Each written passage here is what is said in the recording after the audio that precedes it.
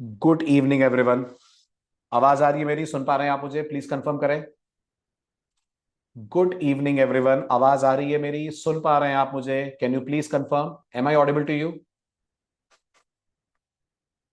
बहुत बहुत बढ़िया। चलिए अब आगे बढ़ते हैं। लेकिन जैसा मैंने कहा था, इससे पहले कि हम जेपीए में रिलेशनशिप्स की बात करें, सबसे पहले हम डिस्कस कर लेते हैं एसक्यूएल लेवल पे ये रिलेशनशिप्स एस्टैब्लिश कैसे होती हैं और इनका आपके कोड के ऊपर इफेक्ट क्या पड़ता है। जब तक एसक्यूएल लेवल पे जाकर हम इन चीजों को नहीं समझेंगे, तब तक जेपीए लेवल पे समझना मुश्किल होगा। पहले तो आप बताइए, आप पढ़ के आए जो मैंने दो टॉपिक बोले थे?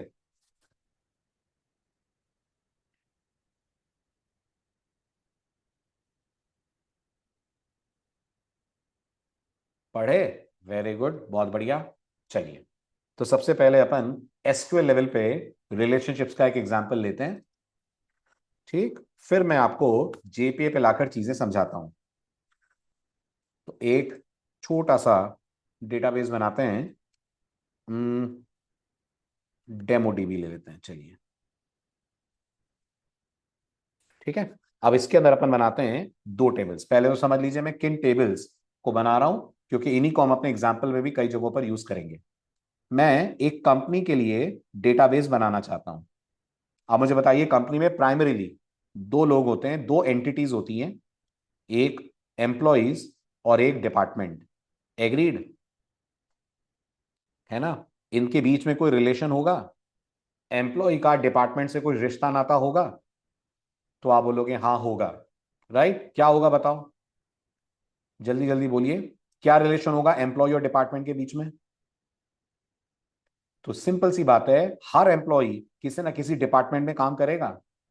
हर एम्प्लॉय किसी ना किसी डिपार्टमेंट में काम करेगा। Every employee will belong to one और more department, will belong to one department और नॉट? Am I right? अच्छा, और अगर मैं डिपार्टमेंट के पॉइंट ऑफ व्यू से देखूं, तो एक डिपार्टमेंट में मल्टीपल एम्प्लॉयज होंगे। अच्छा ठीक है, अब एम्प्लॉय के अंदर एक एम्प्लॉय आईडी होगी, क्या वो प्राइमरी की होगी? और डिपार्टमेंट के अंदर एक डिपार्टमेंट आईडी होगी, क्या वो भी प्राइमरी की होगी? क्या एक टेबल में दो प्राइमरी कीज हो सकती हैं? नहीं हो सकती हैं। तो ऑब्वियस सी बात है, आपको दो टेबल बनानी पड़ेंगी, डिपार्टमेंट अलग और एम्प्लॉय अलग। यस और नो? बनानी पड़ेंगी। गुड, तो सबसे पहले अपन एसक्यूएल में डिपार्टमेंट टेबल बनाते हैं। हमें बनानी पड़ेगी या माइस्क्यूएल खुद ही बना देगा? याद रखना मेरा एक एक पॉइंट। हमें बनानी पड़ेगी कि माइस्क्यूएल खुद ही बना देगा? तो जवाब है हमें बनानी पड़ेगी। माइस्क्यूएल थोड़ी बना देगा, हमें बनानी पड़ेगी, है ना? ठीक है, इसमें भी हमें पहले पेरेंट बनानी पड़ेगी, पहले डीपीटी बनेगी। यस, पहले डीपीटी बनेगी। अब मैं डीपीटी को पेरेंट क्यों बोल रहा हूं, वो मैं आपको इसके बाद समझाता हूं। ठीक है, तो मैं कहूंगा create table DPT. Try to understand this. DPT के अंदर मैं रख रहा हूं तीन कॉलम्स। एक का नाम मैं रख रहा हूं department ID, data type int रख देते हैं। एक का नाम मैं रख रहा हूं डिपार्टमेंट का नाम, डेटा टाइप रख देते हैं वैर कैर 20। और एक का नाम मैं रख देता हूं लोकेशन, अगेन डेटा टाइप रख देते हैं वैर कैर 20। ठीक है, प्राइमरी की किसको बनाना है? वेरी गुड, डिपार्टमेंट आईडी को बनाना है। तो मैं कह दूंगा प्राइमरी की ब्रैकेट के अंदर डिपार्टमेंट आईडी, और इसको मैं कर दूंगा क्लोज। ठीक है, sorry, use database demo dB. Perfect.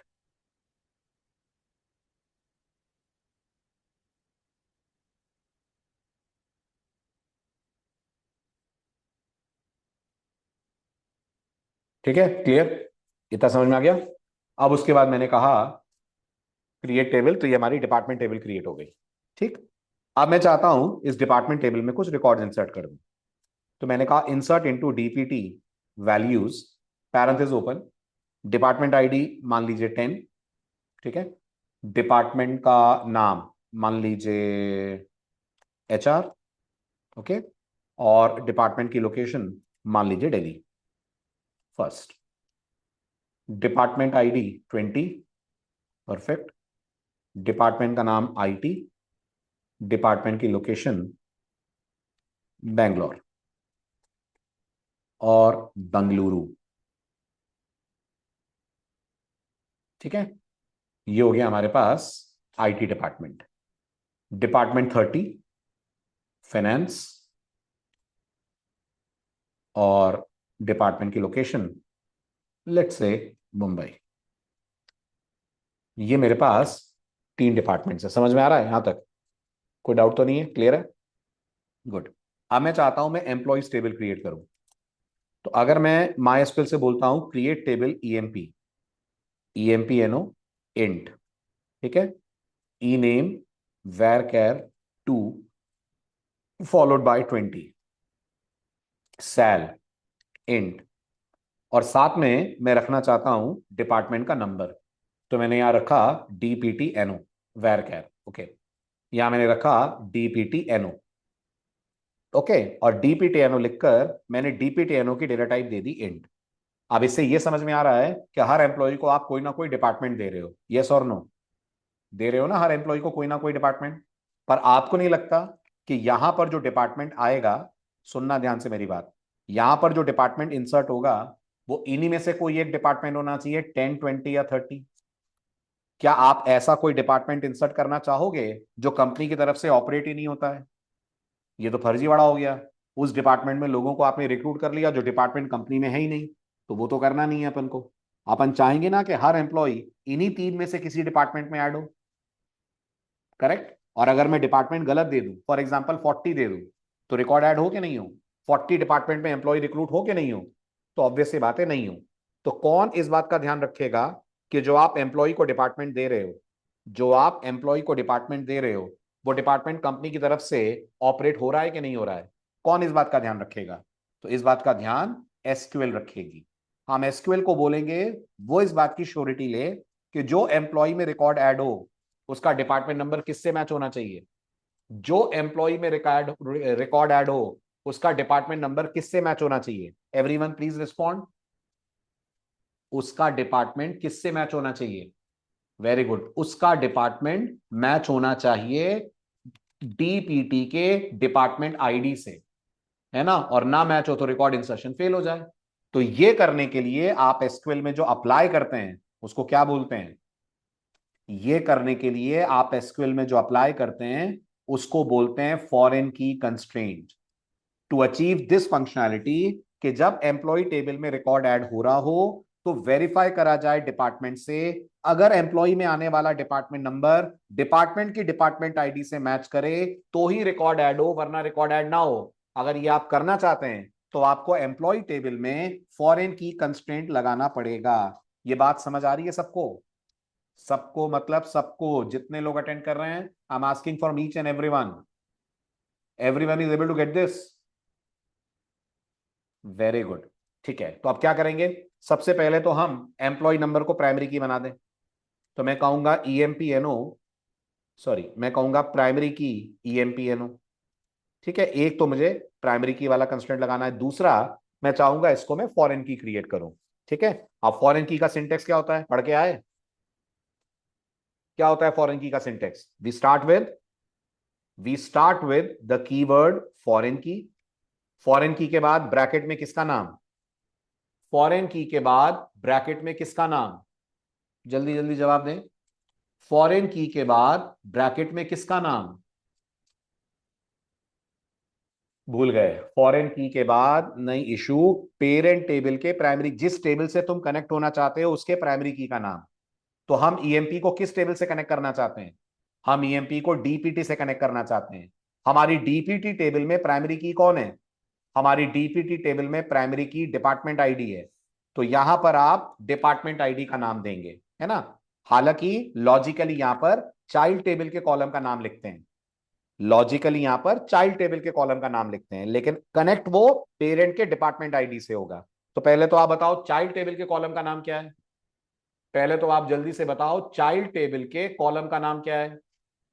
तो आपका जवाब होगा सर चाइल्ड टेबल के कॉलम का नाम तो हमने रखा है डीपीटीएनओ। तो हम यहां ब्रैकेट में लिखेंगे डीपीटीएनओ, यहां चाइल्ड टेबल के कॉलम का नाम आएगा। फिर हम लोग लिखेंगे रेफरेंसेस। रेफरेंसेस के बाद पेरेंट टेबल का नाम आएगा। पेरेंट टेबल का नाम क्या है? पेरेंट टेबल का नाम डिपार्टमेंट है। और डिपार्टमेंट टेबल का वो कौन सा कॉलम है? जो तुम्हें इस डिपार्टमेंट नंबर के साथ कनेक्ट करना है, तो जी डिपार्टमेंट आईडी है। तो मैं यहां लिख दूंगा DPT ID, one bracket close for constraint and other bracket close for your create table command. ठीक है, अब अगर आपसे मैं पूछूं ये लिखकर तुमने करा क्या, क्या अचीव हो गया ये लाइन लिखकर, तो आप बोलोगे सर ये लाइन लिखकर मैंने ईएमपी टेबल को चाइल्ड टेबल बना दिया है। किसका? मैंने ईएमपी को चाइल्ड बना दिया है डिपार्टमेंट का। याद रखिएगा एसक्यूएल की वोकैबुलरी में जिस टेबल पे फॉरेन की लगता है, जिस टेबल पे फॉरेन की लगता है, वो एसक्यूएल की वोकैबुलरी में क्या बन जाती है? वो एसक्यूएल की वोकैबुलरी में चाइल्ड टेबल बन जाती है। So who is EMP? EMP is the child table and department is the parent table. ठीक है, यहां पेरेंट चाइल्ड इनहेरिटेंस वाला नहीं है। ये मत सोचना अच्छा इसका मतलब डिपार्टमेंट के फीचर्स एम्प्लॉय में आ रहे हैं, नो। यहां पेरेंट चाइल्ड का मतलब होता है चाइल्ड में आने वाले रिकॉर्ड की एंट्री डिपार्टमेंट से मैच की जाएगी। अगर वो डिपार्टमेंट नंबर जो चाइल्ड में आ रहा है डिपार्टमेंट में हुआ तो ही रिकॉर्ड ऐड होगा, otherwise it will generate exception. समझ आया नहीं आया? आया। अब इस बात को करते हैं अपन प्रूफ, इस बात को करते हैं अपन साबित। ठीक है, सबसे पहले तो मैं सेलेक्ट स्टार फ्रॉम डीपीटी कर दूं। ये हमारे पास डिपार्टमेंट टेबल का डेटा। इसका सिंपल सा मतलब अब ये निकलेगा कि मैं एम्प्लॉय टेबल के अंदर कितने रिकॉर्ड्स ऐड कर पाऊंगा? जल्दी बताना, मैं एम्प्लॉय टेबल के अंदर कितने रिकॉर्ड ऐड कर पाऊंगा? तो जवाब है अनगिनत। रिकॉर्ड कितने भी ऐड कर लूं, लेकिन जितने भी रिकॉर्ड ऐड होंगे उनका डिपार्टमेंट नंबर क्या क्या हो सकता है? उनका डिपार्टमेंट नंबर या तो 10 हो सकता है, या तो 20 हो सकता है, या तो 30 हो सकता है। कुछ और हुआ तो एसक्यूएल दे देगी exception. Is this clear? Now let's give it a try. तो मैंने कहा इंसर्ट इनटू ईएमपी वैल्यूज। ठीक है, एम्प्लॉय 101, एम्प्लॉय का नाम आनंद। ठीक है, आनंद की सैलरी 50,000। ठीक, आनंद का डिपार्टमेंट 10।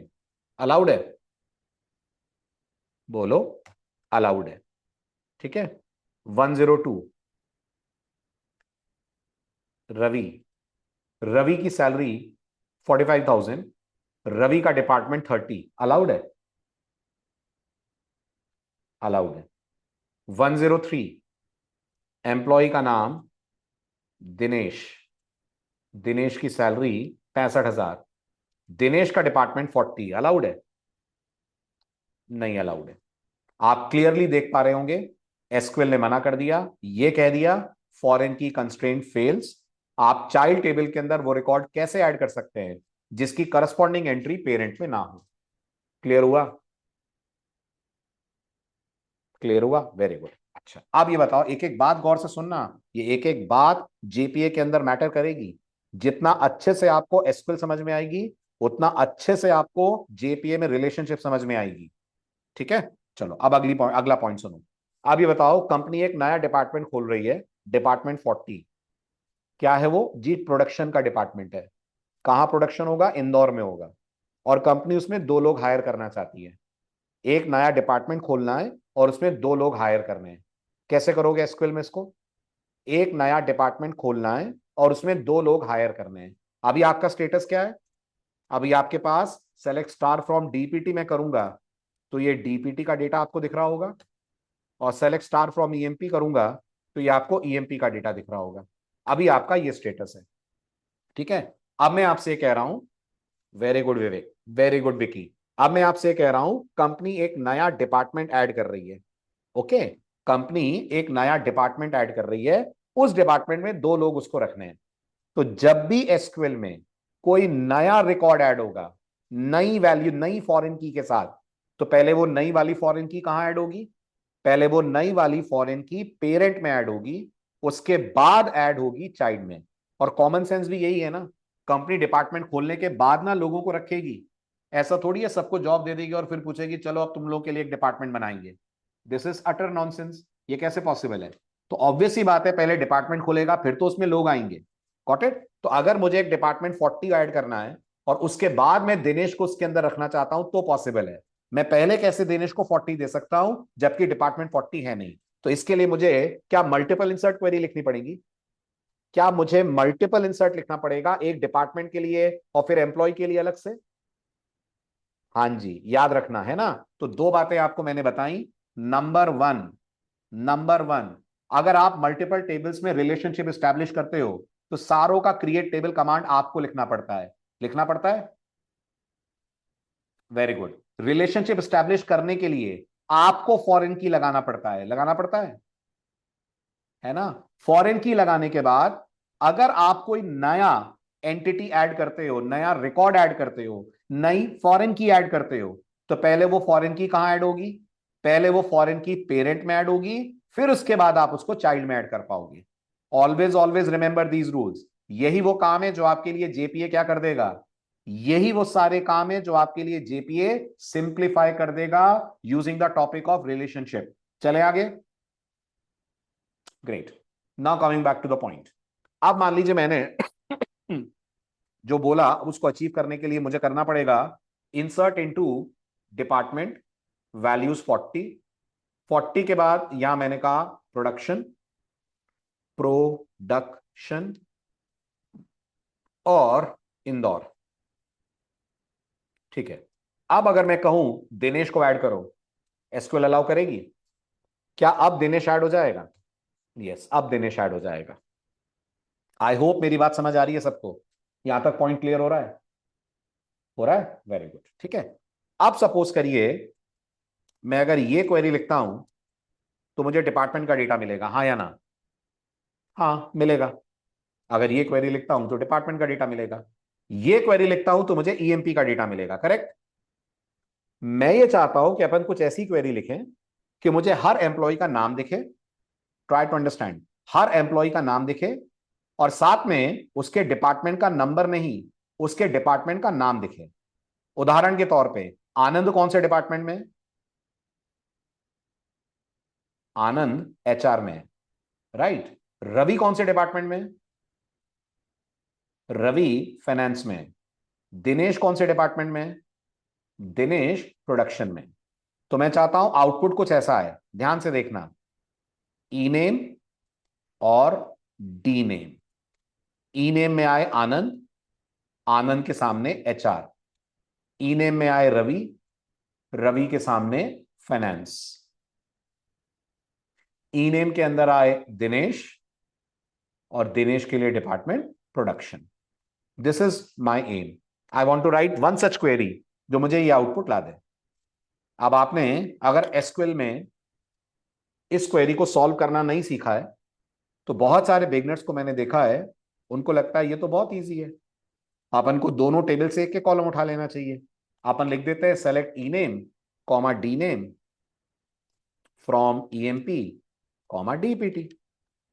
सिंपल। यही तो बोलना है ओरेकल को या माइस्क्वेल को कि इन दोनों टेबल से एक एक कॉलम उठा के ले आओ। ना प्लीज टेल मी, अगर मैं इस क्वेरी को रन करूंगा तो ये क्वेरी चलेगी कि नहीं? तो जवाब है 100% चलेगी। चलने में कोई प्रॉब्लम नहीं है, लेकिन जो आउटपुट आएगा बेहद सरप्राइजिंग होगा। ये आएगा आपकी इस क्वेरी का आउटपुट। सबसे पहले गिन के बताइए एक्चुअल में रोज कितनी आई, जल्दी। 12। लोग कितने हैं कंपनी में? 3। तो अगर 3 लोग हैं तो रो कितनी आनी चाहिए? 3 ही आनी चाहिए ना। 12 क्यों आ रही है? 12 इसलिए आ रही है क्योंकि जब आप इस तरह से क्वेरी लिखते हैं तो एसक्यूएल ने क्या करा, एसक्यूएल ने डिपार्टमेंट की हर रो को उठाया और उसे एम्प्लॉय की हर रो के साथ जोड़ दिया। डिपार्टमेंट की हर रो को उठाया और एम्प्लॉय की हर रो के साथ जोड़ दिया। अब लगाइए जरा कॉमन सेंस। डिपार्टमेंट में पहला डिपार्टमेंट उठाया एचआर, एम्प्लॉय में पहला एम्प्लॉय उठाया आनंद, आनंद को एचआर में भी रख दिया, आनंद को आईटी में भी रख दिया, आनंद को फाइनेंस में भी रख दिया, आनंद को प्रोडक्शन में भी रख दिया। आनंद को कितने डिपार्टमेंट दे दिया आपकी स्क्वेरी ने? आनंद को दे दिया आपकी स्क्वेरी ने 4 डिपार्टमेंट। सारे डिपार्टमेंट दे दिए। और ये आनंद के साथ करा कि सबके साथ करा? सबके साथ करा। हर बंदे को चारों डिपार्टमेंट अलॉट कर दिए। ठीक है। तो ये जो आउटपुट आ रहा है ये सही है। Is this logically correct? Is Anand working for all 4 departments? Is Dinesh working for all 4 departments? This is nonsense. हालांकि इस नॉनसेंस का भी एसक्यूएल में एक नाम है, अगर आपने एसक्यूएल या डेटाबेस पढ़ा हो तो आप जानते होंगे इसको बोलते हैं कार्टेशियन या क्रॉस प्रोडक्ट। इसको बोलते हैं कार्टेशियन या क्रॉस प्रोडक्ट, ये जो हो रहा है कॉटेट, और ये यूजलेस है, किसी काम का नहीं है। हम तो चाहेंगे आनंद के सामने वही डिपार्टमेंट आए ना जो एग्जैक्टली आनंद का डिपार्टमेंट है। यस कि नो? आनंद के सामने वही डिपार्टमेंट आए ना जो एग्जैक्टली आनंद का डिपार्टमेंट है। करेक्ट। और ये करने के लिए आपको यूज करना पड़ेगा एसक्यूएल का एक और बहुत इंपॉर्टेंट कॉन्सेप्ट जिसका नाम है ज्वाइन। एग्जैक्टली कौन सा ज्वाइन यूज करेंगे? एग्जैक्टली आप यूज करेंगे something called as inner join.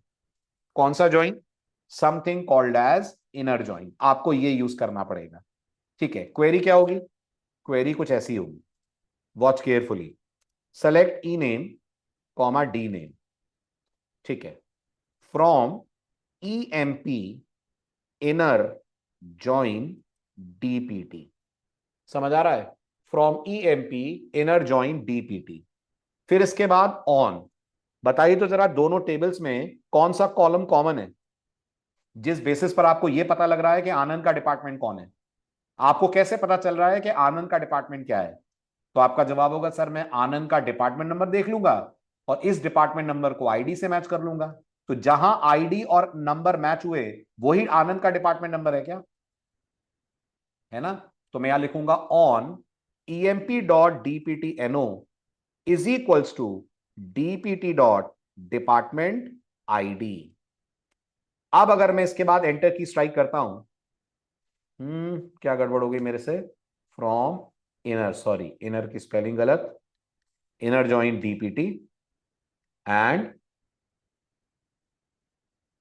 On emp.dptno equal to dpt.dptid। अब आप नोटिस करिए, am I getting the correct output? Am I getting the correct output? अब मैं आपको यह भी बता देता हूं ओरेकल ने करा क्या या माइस्क्वेल ने करा क्या। Select star from EMP. देखिए कैसे इस क्वेरी को इंटरनली हैंडल करा गया है। सेलेक्ट स्टार फ्रॉम डीपीटी, ठीक है, वॉच केयरफुली। ये आपकी क्वेरी है, हाउ ओरेकल हैंडल दिस या माइस्क्वेल हैंडल दिस। आपने कंडीशन डाली है on emp.department number equal to dpt.department id। सबसे पहले MySQL first record of EMP पे गई और डिपार्टमेंट नंबर पिक करा। क्या डिपार्टमेंट नंबर है? तो जी डिपार्टमेंट नंबर 10 है, और उसको मैच करा उसने डिपार्टमेंट की डिपार्टमेंट आईडी से। Very good. जब डिपार्टमेंट की डिपार्टमेंट आईडी से मैच करा तो आप बताइए 10 इन चारों में से किससे मैच हो रहा है? तो जी पहले वाले से मैच हो रहा है। जैसे ही पता चला कि डिपार्टमेंट का ये रिकॉर्ड एम्प्लॉय के इस रिकॉर्ड से मैच हो रहा है, एम्प्लॉय से उठा लिया ई नेम, क्या है वो है आनंद, और डिपार्टमेंट से उठा लिया डी नेम, वो कौन है? वो है एचआर, है ना। उसके बाद माइस्क्वेल ने सबसे कंपेयर करा पर दोबारा 10 मिला नहीं, तो आनंद का रिकॉर्ड दोबारा आया नहीं। उसके बाद माइस्क्वेल ने क्या करा? उसके बाद माइस्क्वेल ने सेकंड रिकॉर्ड पिक करा। सेकंड रिकॉर्ड का डिपार्टमेंट नंबर 30 है। क्या 30 10 के बराबर है? नहीं। क्या 30 20 के बराबर है? नहीं। क्या 30 30 के बराबर है? हाँ। यहां से डिपार्टमेंट एम्प्लॉय का नाम पिक कर लिया रवि, यहां से उसके डिपार्टमेंट का नाम पिक कर लिया जिसका नाम रख दिया फाइनेंस। ओके। इसके बाद क्या करा? इसके बाद 40 से मैच करा, पर 30 40 मैच नहीं हुए तो प्रोडक्शन नहीं आया रवि के साथ। उसके बाद एम्प्लॉय का तीसरा रिकॉर्ड उठाया। क्या डिपार्टमेंट नंबर है तीसरे का? 40। उसको मैच करा 10 से मिसमैच, 20 से मिसमैच, 30 से मिसमैच, 40 से मैच। यहां से पिक करा दिनेश और यहां से पिक कर लिया प्रोडक्शन। कितने रिकॉर्ड आ गए? रिकॉर्ड आ गए आपके सामने 3। इसका मतलब अगर अपन लोग एसक्यूएल में टेबल्स के बीच में रिलेशनशिप बिठाते हैं तो नंबर 1 टेबल्स हमें बनानी है, फर्स्ट पॉइंट। नंबर 2 हमें फॉरेन की कंस्ट्रेंट लगाना है। नंबर 3 रिकॉर्ड ऐड करते वक्त हमें ध्यान रखना है पहले रिकॉर्ड किस में जाए? पेरेंट में जाए, उसके बाद चाइल्ड में जाए। और अगर हमें कंबाइंड डेटा चाहिए, अगर हमें कंबाइंड डेटा चाहिए तो हमें कौन सी क्वेरी लिखनी पड़ती है? हमें लिखनी पड़ती है जॉइन क्वेरी। ये सब एसक्यूएल में करना पड़ रहा है मुझे, है ना। Very good. अब आखिरी बात, इट्स क्वाइट पॉसिबल कंपनी कोई डिपार्टमेंट बंद करे, डिपार्टमेंट बहुत लॉस में चल रहा है, कंपनी वो डिपार्टमेंट बंद करके उसमें से एम्प्लॉइज को हटा रही है। से फॉर एग्जांपल प्रोडक्शन डिपार्टमेंट अच्छा नहीं चल रहा है, तो कंपनी इंदौर ऑफिस बंद कर रही है और इंदौर ऑफिस में जो लोग हैं उनको ले ऑफ कर रही है। Got it? As a backend developer, as an SQL developer आपसे कहा जाता है एम्प्लॉय टेबल से दिनेश का रिकॉर्ड हटा दीजिए और डिपार्टमेंट टेबल से इंदौर वाला रिकॉर्ड हटा दीजिए। ठीक है? अगर मैं कहता हूं delete from department where department ID, क्या है इंदौर की department ID?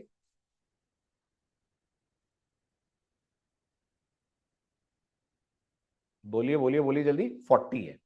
Where department ID equal to 40। अगर मैं ये लाइन लिखकर एंटर स्ट्राइक करता हूं, एसक्यूएल अगेन जनरेट कर देगी एक्सेप्शन, ये कहते हुए कि आप जिस रिकॉर्ड को हटा रहे हैं उसके डिपेंडेंट रिकॉर्ड्स चाइल्ड टेबल में मौजूद हैं। अगर किसी रिकॉर्ड के डिपेंडेंट रिकॉर्ड चाइल्ड टेबल में मौजूद हैं तो पेरेंट से आप उस रिकॉर्ड को नहीं हटा सकते। पेरेंट से आप उस रिकॉर्ड को नहीं हटा सकते because of foreign key constraint. तो मुझे क्या करना पड़ेगा? मुझे क्या करना पड़ेगा? मुझे अब तो ऑन डिलीट कास्केड लग नहीं सकता धीरज, अब तो टेबल बना दी मैंने, अब तो रिकॉर्ड भी डाल दिए मैंने, तो अब मैं क्या करूं? अब मुझे कहानी रिवर्स करनी पड़ेगी। इसका मतलब डिलीशन के लिए पहले चाइल्ड से डेटा हटेगा। यस, पहले चाइल्ड से डेटा हटेगा। मेरे को कहना पड़ेगा delete from EMP where department number equal to 40, तो दिनेश का रिकॉर्ड हटेगा। हट गया। अब अगर मैं ये क्वेरी चलाता हूं डिलीट फ्रॉम डिपार्टमेंट वाली, will this run now? Yes. और अब अगर मैं वेरीफाई करूं तो मेरे को डिपार्टमेंट के अंदर 40 डिपार्टमेंट नहीं दिखेगा, एम्प्लॉय के अंदर दिनेश एम्प्लॉय नहीं दिखेगा। इसका मतलब पांचवा पॉइंट जो मेरे को याद रखना है, fifth point which matters is, अगर आप डेटा डिलीट करते हो तो डिलीशन पहले किस में होगा? डिलीशन पहले चाइल्ड में होगा, फिर डिलीशन पेरेंट में होगा। है ना? अब आप सोचो, अगर आप जेडीबीसी यूज करते हो जावा में, ये सारे काम जेडीबीसी में आपको करने पड़ेंगे। बोलो यस और नो। अगर आप जेडीबीसी पढ़ते हो, अगर आप जेडीबीसी के थ्रू ये करते हो, तो आप ही को ये सारे काम करने पड़ेंगे ना। चलो ये दो काम आपने फिर भी जाकर बैकएंड पे कर लिए, मान लिया मैंने, लेकिन अब जब रिकॉर्ड्स ऐड करने का काम होगा वो तो फ्रंट एंड से होंगे, रिकॉर्ड डिलीट करने का काम होगा, डेटा रिट्रीव करने का काम होगा, इन सब के लिए लंबी चौड़ी क्वेरीज आप लिखेंगे,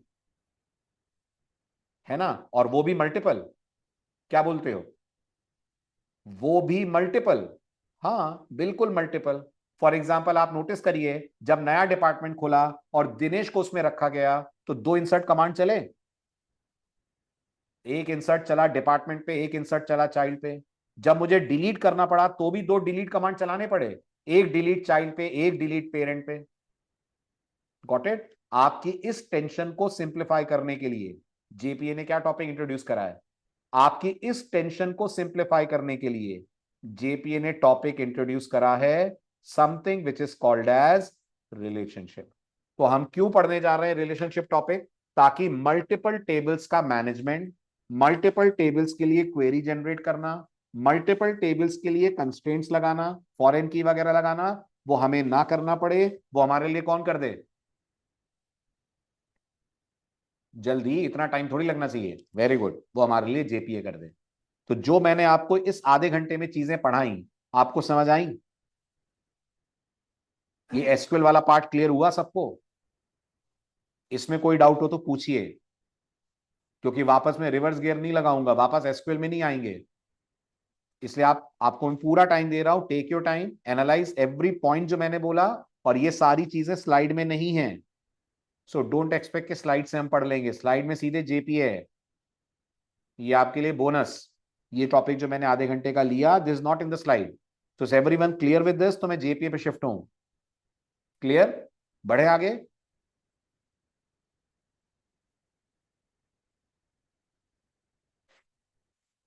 शाबाश।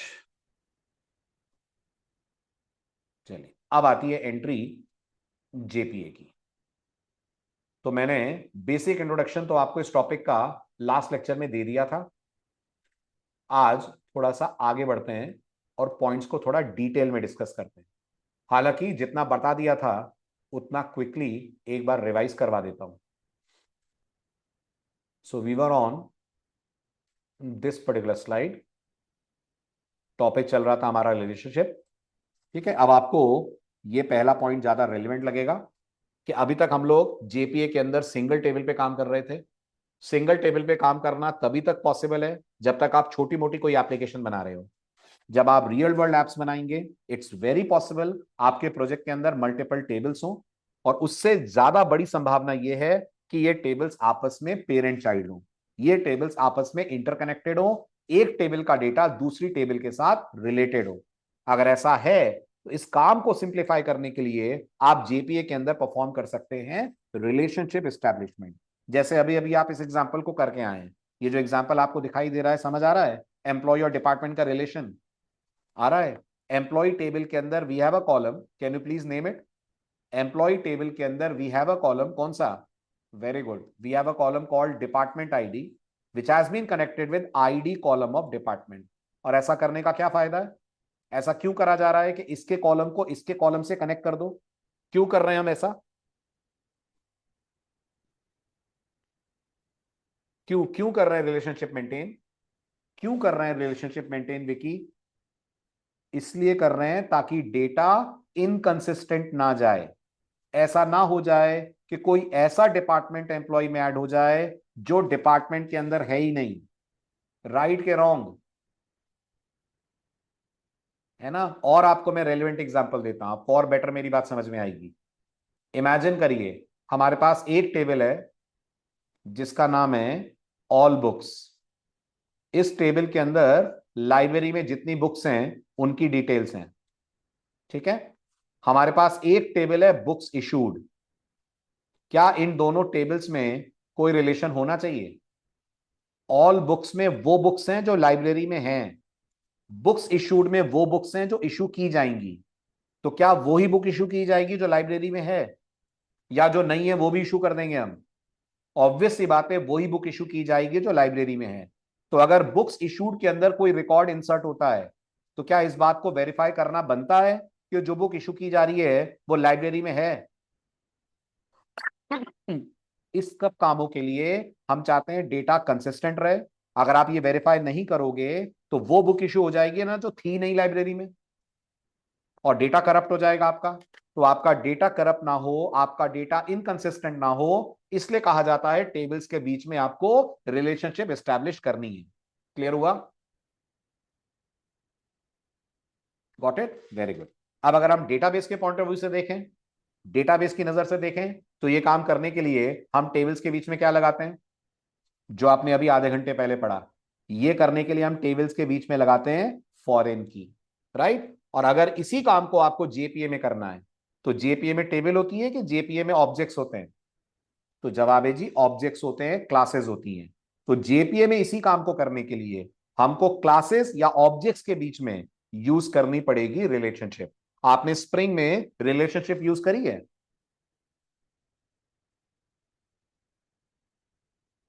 लो, इतना सोचना पड़ रहा है। जब से स्प्रिंग पढ़ रहे हो तब नहीं करी है? हे भगवान विक्की।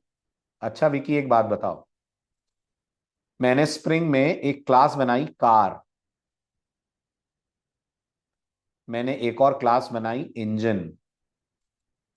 क्या कार इंजन पे डिपेंड करेगी? करेगी। तो जब तुम स्प्रिंग में कार और इंजन क्लासेस बनाओगे तो तुम क्या कार क्लास में इंजन की एंट्री करोगे? करोगे। इंजन का रेफरेंस कार क्लास में बनाओगे, है ना? यही तो पढ़ने जा रहे हैं हम। यही तो बिल्कुल सही, कपलिंग, यही तो पढ़ने जा रहे हैं। अब आपको लगेगा सर फिर नया क्या है अगर ये हम स्प्रिंग में पढ़ चुके हैं? नया ये है कि जब तुमने स्प्रिंग में ये टॉपिक पढ़ा तो क्या कार और ईएमपी की टेबल, सॉरी, कार और इंजन की टेबल बनती थी? नहीं बनती थी ना। जब स्प्रिंग में ये टॉपिक हमने पढ़ा था तो सिर्फ स्प्रिंग के लेवल पे चीजें हो रही थी ना। यस। अब अगर हम डेटाबेस इंटरेक्शन कर रहे हैं तो क्या इनके नामों की टेबल्स बनेंगी? कार और इंजन बनेगी ना। और क्या हमें डेटाबेस लेवल पे इनके बीच में रिलेशनशिप एस्टैब्लिश करानी होगी? यस और नो, करानी होगी ना। और वो कैसे करोगे? इसी को करने के लिए डेटाबेस लेवल पे फॉरेन की लगाते हैं और जेपीए लेवल पे रिलेशनशिप लगाते हैं। मतलब अगर आप ध्यान से सोचो तो ये टॉपिक इनडायरेक्ट तौर पे आप स्प्रिंग में पढ़ चुके हो, पर ना कभी इसको इतना इन डेप्थ पढ़ा हमने, ना कभी हमको फॉरेन की वगैरह का नाम सुनने में आया, क्योंकि जब स्प्रिंग कोर पढ़ते हैं तब कोई फॉरेन की वगैरह की बात नहीं होती है। बस डिपेंडेंसी इंजेक्शन एक टॉपिक होता है जो हर जगह हम यूज करते रहते हैं। अभी भी हम डिपेंडेंसीज ही पढ़ रहे हैं, बस इसे डिपेंडेंसी ना बोलकर क्या बोलेंगे, इसे डिपेंडेंसी ना बोलकर बोलेंगे रिलेशनशिप। अब हम पढ़ने जा रहे हैं रिलेशनशिप बिटवीन टू ऑब्जेक्ट्स जो अलग अलग क्लासेस के हैं पर डेटाबेस लेवल पे आपस में पेरेंट और चाइल्ड हैं। अभी कुछ कुछ समझ में आया?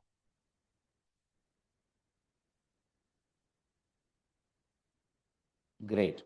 अब अगर ये रिलेशनशिप एस्टैब्लिश नहीं करेंगे तो ज्वाइंट क्वेरी हमें लिखनी पड़ेगी। जी, अगर ये रिलेशनशिप एस्टैब्लिश हमने नहीं करी तो जॉइंट क्वेरी हमें लिखनी पड़ेगी, फॉरेन की हमें लगाना पड़ेगा, पेरेंट में रिकॉर्ड ऐड करके ही चाइल्ड में रिकॉर्ड जाए ये हमें ध्यान रखना पड़ेगा, चाइल्ड से डिलीट हो तो ही पेरेंट से डिलीट कर पाए ये हमें ध्यान रखना पड़ेगा। अब ये सारे काम हमारे लिए कौन करेगा? रिलेशनशिप बताना हमारा काम, क्वेरी जनरेट करना किसका काम? क्वेरी जनरेट करना जेपीए का काम। तो जेपीए इस टॉपिक के कारण हमारा क्वेरी जनरेशन सिंप्लीफाई कर देगा। क्लियर हुआ? बहुत बढ़िया। अब अगला पॉइंट, एसक्यूएल लेवल पे रिलेशनशिप के लिए फॉरेन की लगाते हैं, यस की नो? एसक्यूएल लेवल पे रिलेशनशिप दिखाने के लिए फॉरेन की लगाई जाती है, हां के ना? तो जवाब है बड़ा वाला हां, बहुत बड़ा वाला यस। जेपीए लेवल पे रिलेशनशिप दिखाने के लिए क्या लगाते हैं? जेपीए लेवल पे रिलेशनशिप दिखाने के लिए हम एनोटेशंस का यूज करते हैं, वो एनोटेशन जो हम पिछले लेक्चर में देख चुके थे, अब हम उनको इन डेप्थ देखेंगे। इसका मतलब जैसे जेपीए तुम्हें डीआई के लिए एनोटेशन देता है, जैसे जेपीए तुम्हें प्राइमरी की जनरेट करने के लिए एनोटेशन देता है, बिल्कुल ऐसे जेपीए आपको एनोटेशंस देता है दो टेबल्स के बीच में रिलेशनशिप एस्टैब्लिश करने के लिए। ये भी क्लियर हुआ? Very good. अब सवाल आता है जेपीए लेवल पे रिलेशनशिप के टाइप्स क्या होते हैं। गौर करिएगा, ये सब कुछ एसक्यूएल से बिल्कुल कनेक्टेड नहीं है। एसक्यूएल में आप कभी नहीं सुनेंगे टाइप्स ऑफ रिलेशनशिप, लेकिन जेपीए में रिलेशनशिप की भी चार कैटेगरीज रखी गई हैं। पहली कैटेगरी है वन टू वन, एक ऐसा सिनेरियो जहां एक टेबल का एक रिकॉर्ड दूसरी टेबल के एक रिकॉर्ड से कनेक्ट होगा, जैसे हमने लास्ट लेक्चर में डिस्कस करा था, एक सिटीजन का एक pan card. M I right? और बताओ कोई वन टू वन, और बताओ कोई वन टू वन। एक वोटर का एक वोट, यस की नो? एक वोटर का एक वोट, है ना? एक वोटर की एक वोटर आईडी, है ना? Very good. एक सिटीजन का एक Aadhaar card, correct. They all are examples of one to one. एक यूजर की एक प्रोफाइल, यस और नो? एक स्टूडेंट की, ये एक यूजर की एक profile, this is one to one, है ना? दूसरा आता है one to many. One to many मतलब एक डिपार्टमेंट में मल्टीपल एम्प्लॉइज, यस, एक डिपार्टमेंट में मल्टीपल एम्प्लॉइज। एक मूवी में मल्टीपल एक्टर्स, एक मूवी में मल्टीपल एक्टर्स, यस, एक मूवी में मल्टीपल एक्टर्स। एक टीम में मल्टीपल प्लेयर्स, बिल्कुल, एक टीम में मल्टीपल प्लेयर्स। एक पिच पे मल्टीपल मैचेस, है ना? Very good. Bank account, bank account कैसा, बैंक अकाउंट कैसा, समझा नहीं राज? एक बैंक अकाउंट के मल्टीपल कस्टमर, ऐसा? यस। कैसे? एक बैंक अकाउंट के मल्टीपल कस्टमर्स कैसे? जॉइंट अकाउंट है क्या ऐसा? बैंक में मल्टीपल, वो तो बैंक और बैंक अकाउंट हो गया बेटा, हाँ हाँ ठीक है, एग्रीड। एक बैंक में मल्टीपल अकाउंट्स, ऐसा कुछ? हाँ बिल्कुल सही है, बिल्कुल सही है। और कस्टमर और अकाउंट के बीच में क्या हुआ? एक कस्टमर एक अकाउंट, गलत। एक कस्टमर के मल्टीपल अकाउंट हो सकते हैं, हाँ। एक कस्टमर का एक बैंक में एक account, can I say that? एक कस्टमर का एक बैंक में एक account, got it? Very good. चलें आगे, डन, आगे बढ़ू, यहां तक क्लियर है? Very good. फिर तीसरा आता है many to one. Many to one मतलब, मेनी टू वन मतलब many books can be written by one author, Many courses can be taught by one teacher. Many courses can be attended by one student. Many tweets can be done by one user. Can I say that? है ना, ये हो गया हमारा many to one. And what is many to many? Many to many का मतलब हो गया दोनों साइड पे अगर आ रहा है one to many, तो ये हो गया अपने आप में many to many. जैसे one student can attend multiple courses. Yes. And one course can have multiple student. Yes. तो दोनों एंड से ये बन जाएगा वन टू मेनी, मतलब ये ओवरऑल बन जाएगा मेनी टू मेनी. सही है, बहुत बढ़िया. ठीक है, तो ये सारे एनोटेशंस हैं. ये जितने भी नाम आपने सुने हैं, are they names of annotation? Very good. आप सबसे इंपॉर्टेंट डिस्कशन की तरफ जा रहे हैं. ठीक है, सब कुछ छोड़कर सिर्फ और सिर्फ स्क्रीन पे नजरें गड़ाए रखिएगा. अब इससे पहले कि हम जेपीए में अपना पहला रिलेशनशिप का कोड लिखें, हमें जेपीए में रिलेशनशिप से रिलेटेड कुछ वोकैबुलरीज क्रिस्टल क्लियर समझनी पड़ेंगी. कितनी वोकैबुलरीज? तो जी 4. कौन सी 4 vocabularies? Number 1 unidirectional and by directional. Number 2 owner. Number 3 cascading. Number 4 fetch. शुरुआत करते हैं फर्स्ट टॉपिक से, यूनिडायरेक्शनल एंड बाई डायरेक्शनल. पहला चांस मैं आपको दे रहा हूं, पढ़िए और बताइए what is unidirectional and what is by directional.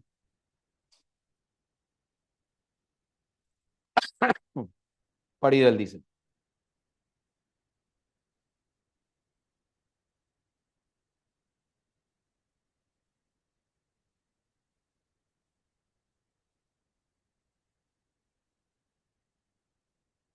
पढ़ लिया?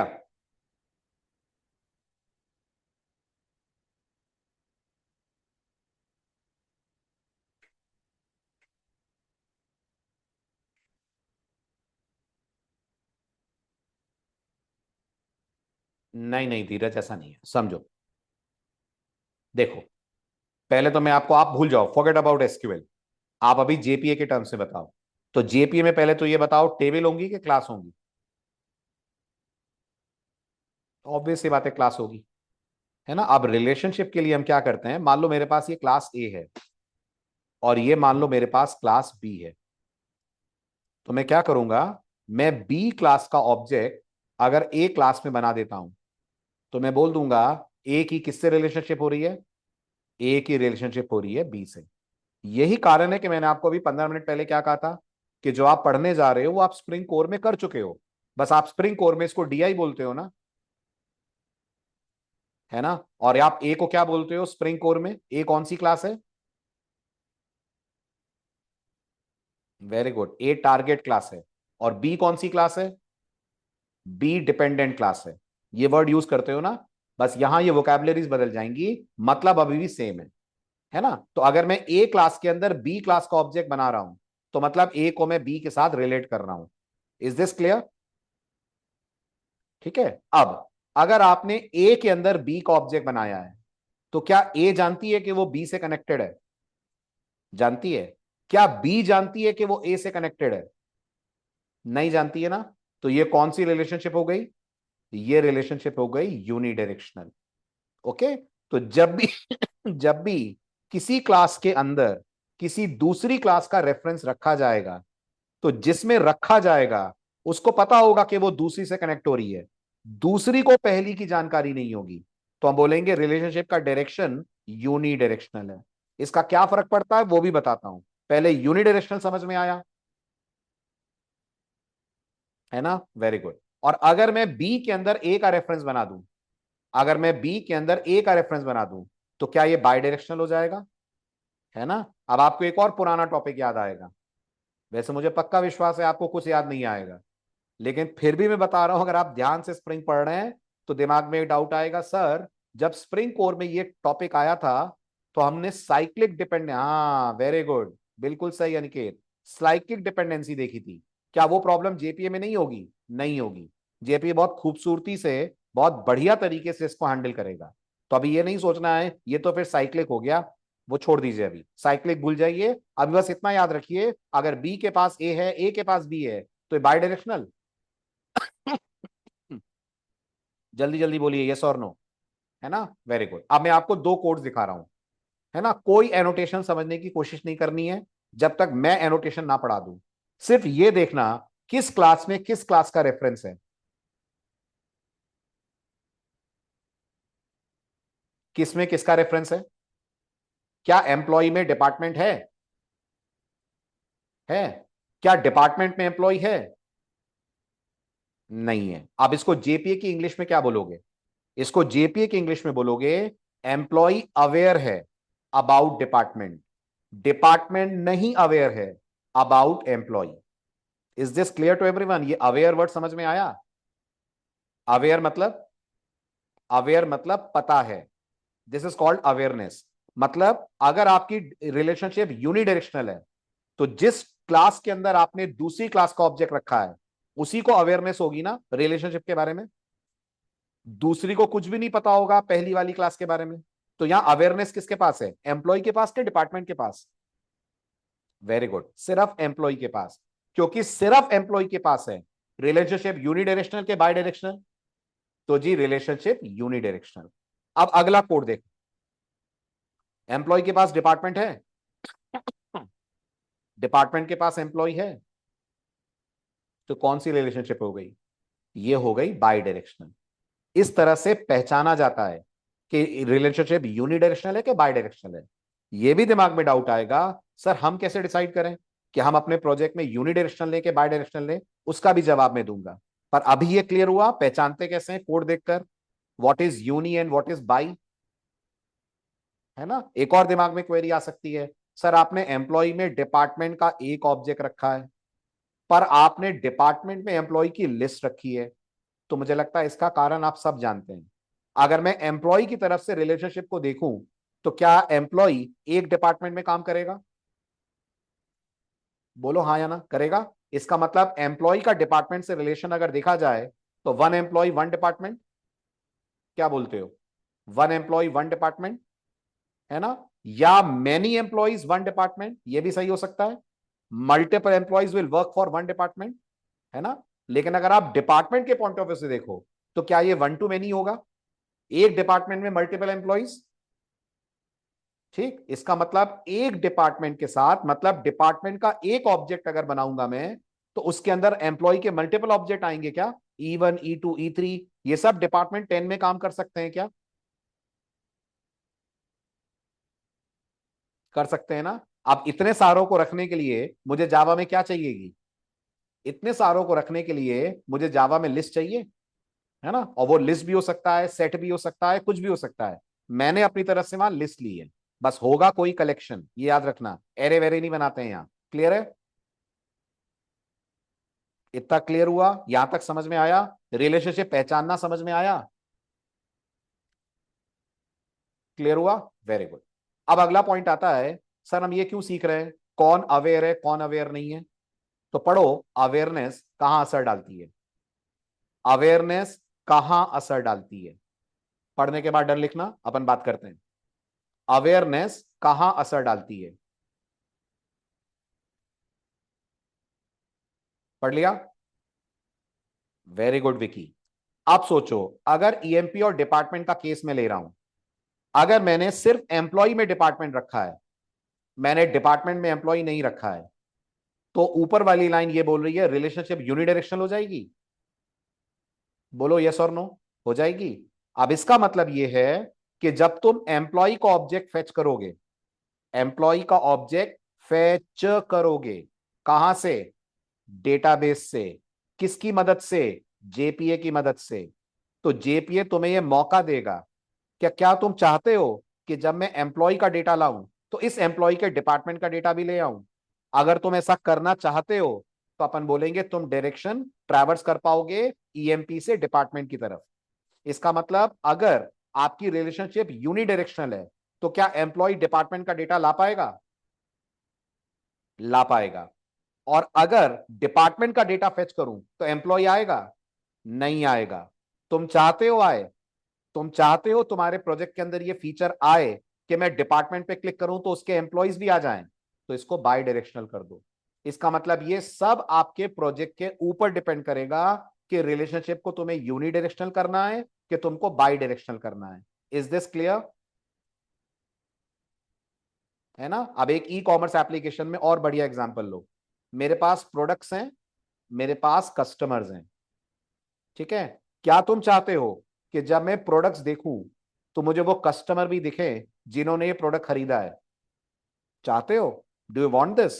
अगर आपको लगता है हाँ आई वांट दिस, तो तुम प्रोडक्ट और कस्टमर में रिलेशनशिप लिखा दो। अगर तुमको लगता है नहीं सर, मैं चाहता हूं प्रोडक्ट तो अकेला दिखे, लेकिन जब मैं कस्टमर के थ्रू लॉग इन करूं तो मुझे पता चले मैंने कौन कौन से प्रोडक्ट खरीदे हैं, तो गेस करो रिलेशनशिप किसकी तरफ से मैनेज होगी? कस्टमर की तरफ से कि प्रोडक्ट की तरफ से?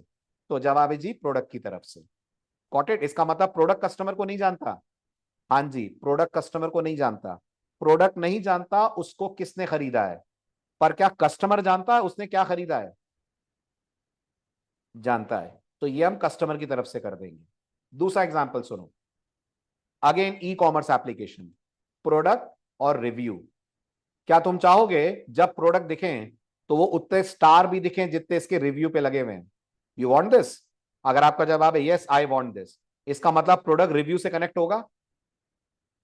इसका मतलब मैं प्रोडक्ट देखूंगा तो मुझे रिव्यू दिखना चाहिए, है ना। उस केस में मैं जाऊंगा यूनिडायरेक्शनल, और मैं रिव्यू देखूंगा तो प्रोडक्ट देखना चाहिए, अगर ऐसा लग रहा है तुम्हें। हालांकि ऐसा होगा नहीं, बट अगर ऐसा करना चाहते हो तुम, तो रिलेशनशिप क्या हो जाएगी? रिलेशनशिप हो जाएगी बाई डायरेक्शनल। समझ आया? तो अब मुझे बताओ अच्छा कौन है, यूनी के बाई? वेरी गुड, अच्छा कोई है ही नहीं। It all depends on the project requirement. अगर कोई अच्छा होता तो दूसरा दिया ही क्यों है? Got it? या आप अपने प्रोजेक्ट की रिक्वायरमेंट देखो, आप पहचानो आपको क्या लगता है एम्प्लॉय आए तो उसके साथ साथ डिपार्टमेंट भी आ जाए, ऐसा चाहते हो? अगर आप ऐसा चाहते हो तो आप यूनिडायरेक्शनल करो। आप चाहते हो नहीं दोनों एंड से हो, एम्प्लॉय डिपार्टमेंट ले आए, डिपार्टमेंट बुलाऊं तो एम्प्लॉय आ जाए, तो आप रिलेशनशिप को क्या कर दो? बाई डायरेक्शनल कर दो। Is this clear? समझ आया? Very good. तो ये शुरू के दो टर्म हमने डिस्कस करे। कौन से शुरू के दो टर्म? हमने डिस्कस कर लिया व्हाट इज यूनिडायरेक्शनल, हमने डिस्कस कर लिया व्हाट इज बाई डायरेक्शनल। अब अगला इससे भी इंपॉर्टेंट टर्म है, वेरी वेरी क्रूशियल, और अगला टर्म होगा हमारा ओनर, कैस्केड और फेच। ठीक, तो मिलते हैं परसों same time. Bye bye, take care.